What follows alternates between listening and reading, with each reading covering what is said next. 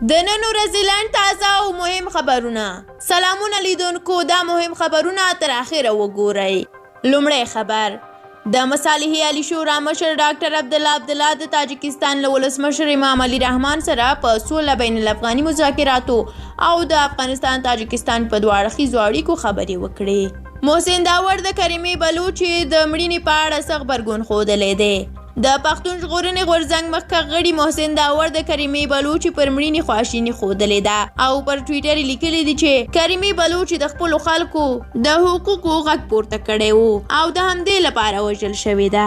بلوچستان کې د جمهوریت غوښتونکو ګوند مشر شیر محمد بګټي د نوموړي پر مړینې خواشیني ښودلې او په ټویټر یې د کاناډا حکومت نه د پلټونو غوښتنه کړې ده او مسلم یار د څه لپاره اندېښنه ښودلې ده.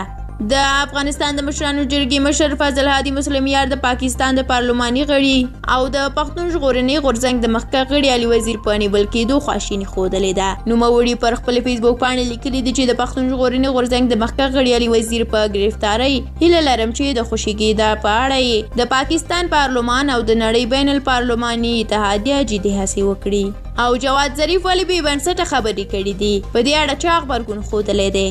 طالبانو د ایران بهرنیو چارو وزیر جواد ظریف وروستۍ مرکې ته چې له طلوع نیوز خصوصي تلویزیون سره یې کړې وه غبرګون ښودلی دی. د طالبانو ویان ذبیح الله مجاهد پر ټویټر لیکلي دي چې د ظریف څرګندونې د افغانستان په چارو کې لاس وهنه ده، بې بنسټه دي او دا ډول ویناوې د دوو ګاونډیو هیوادونو پر اړیکو بده اغیزه کولی شي.